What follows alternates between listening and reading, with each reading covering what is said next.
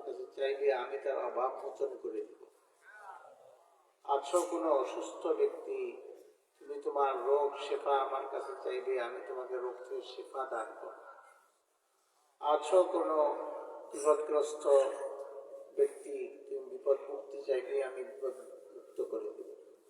এইভাবে আল্লাহ তাআলা সুবহে সাদিক হওয়া পর্যন্ত ডাকতে থাকে। আমরা তো সাধারণত এই সময়ে ঘুমাই। আজকে এই দিনই মাহফিলের বরকতে সুযোগ হলো যে আমরা এখনো পর্যন্ত জাগ্রত আছি এবং রাত্রির অর্ধেক পার হয়ে গেছে। এখন আমরা দোয়া করে দিব।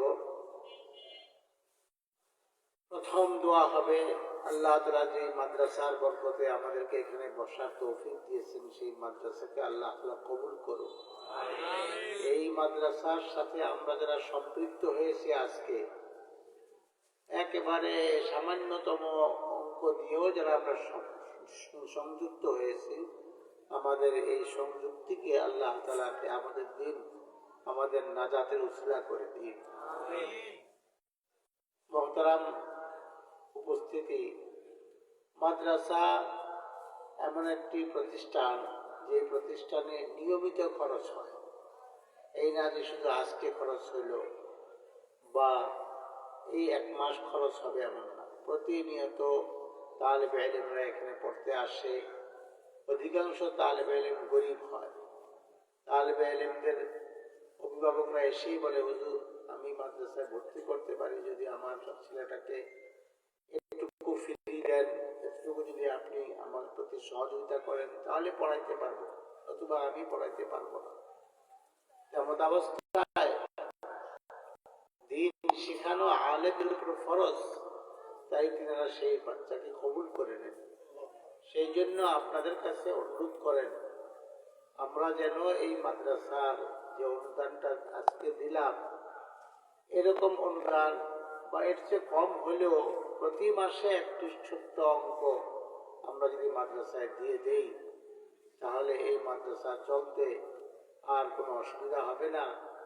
আর আপনার অর্থ খেয়ে যে তালেবে ইলমটা কোরআন শিখলো, সেই তালেবে ইলমের কোরআন তেলাওয়াতের সওয়াব আপনার আমলনামায়ও থাকবে ইনশাআল্লাহ। কিয়ামতের দিন দেখবেন আপনার আমলনামা, তখন দেখবেন অনেক কোরআন মাজিদ তেলাওয়াতের সওয়াব আপনার আমলনামায় আছে। আপনি হয়তো বলবেন যে এটা কি আমার আমলনামা না আরেকজনের আমলনামা, আমাকে ভুলে দিয়ে দেওয়া হয়েছে। ফেরেশতা বলবে, না, তোমারই আমলনামা। তুমি যে মীরের বাজার দারুল মাদ্রাসায় দান করেছিলা, সেটা খেয়ে একটা ছাত্র হাফেজ হয়েছে। সে হাফেজ ছাত্র জীবনভর কয়েক হাজার কোরআন পাক খতম করেছে। সব খতমের সওয়াব তোমার আমলনামায়ও আছে। সেদিন আপনার আমার আফসোস হবে, আমি যদি একজন কেন এরকম 10 জন হাফেজকে খরচ দিয়ে হাফেজ বানাইতে পারতাম, 100 জনকে বানাইতে পারতাম, আমার জিন্দগির সব কামাই যদি আমি আমার প্রয়োজনের অতিরিক্ত যা আছে সব যদি এখানে দিতে পারতাম, তাহলে আজকে কত বড় জান্নাতের আমি মালিক হতাম। এটা সেদিন অনুভব করব।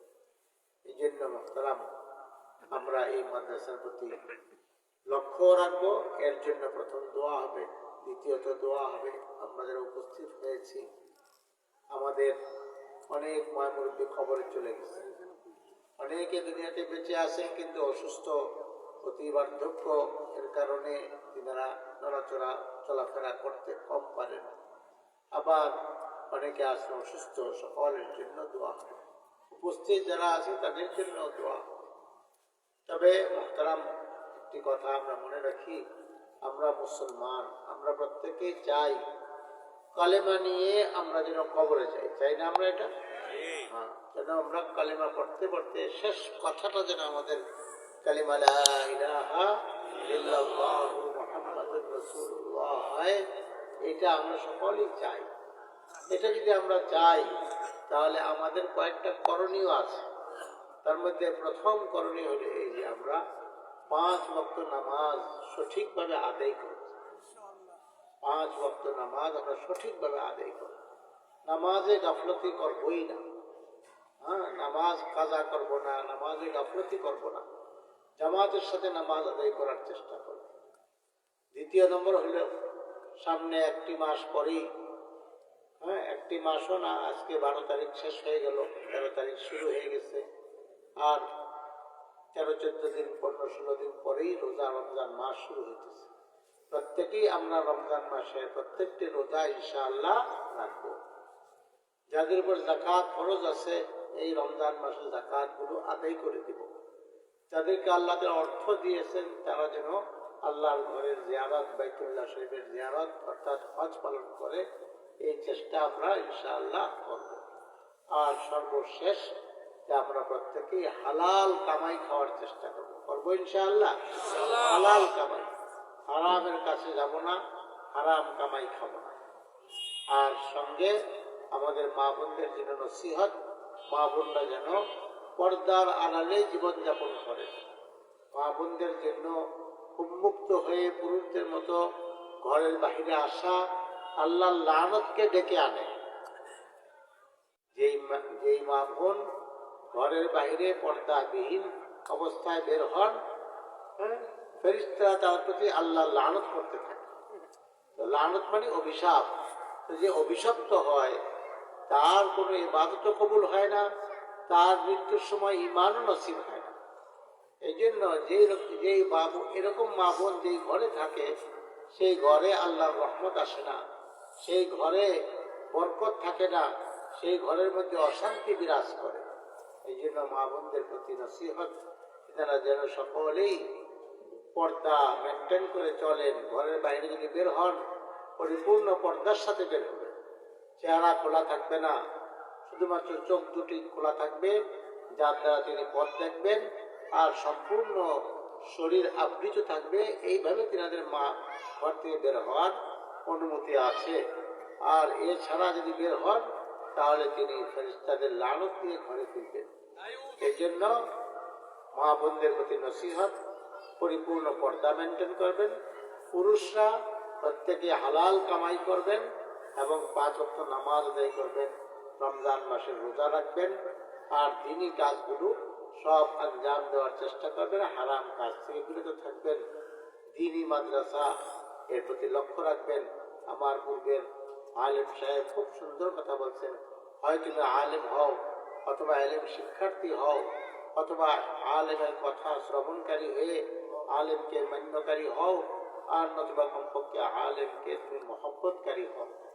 এর বাহিরে পঞ্চম হইও না। যদি পঞ্চম হও তাহলে তুমি হালাক হয়ে যাবে, ধ্বংস হয়ে যাবে। এই জন্য আল্লাহ আমাদেরকে এই 4টির মধ্যেই থাকার তৌফিক দান করেন। এই পর্যন্তই বলে শেষ করতেছি। আজকের এই মাদ্রাসার তালিবে ইলম যারা পাগড়ি নিল তাদের জন্য বিশেষভাবে দোয়া, এবং তাদের অভিভাবক যারা আছে জীবিত মৃত তাদের জন্য দোয়া, উপস্থিত যারা আছে তাদের জন্য ইনশাআল্লাহ দোয়া হবে। আমরা সকলে দুরূদ শরীফ পাঠ করি। আল্লাহুম্মা সাল্লি আলা মুহাম্মাদিন ওয়া আলা আলি মুহাম্মাদ কামা সাল্লাইতা আলা ইব্রাহিম ওয়া আলা আলি ইব্রাহিম ইন্নাকা হামিদুম মাজিদ। اللهم بارك على محمد وعلى آل محمد كما باركت على إبراهيم وعلى آل إبراهيم إنك حميد مجيد. سبحان الله وبحمده عدد خلقه ورضا نفسه وزنة عرشه ومداد كلماته. اللهم صل على سيدنا محمد النبي الأمي وعلى آله وسلم تسليما. ربنا آتنا في الدنيا حسنة وفي الآخرة حسنة وقنا عذاب النار. ربنا لا تزغ قلوبنا بعد إذ هديتنا وهب لنا من لدنك رحمة إنك أنت الوهاب. رب ارحمهما كما ربياني صغيرا. رب ارحمهما كما ربياني صغيرا. ربنا اغفر لي ولوالدي وللمؤمنين يوم يقوم الحساب.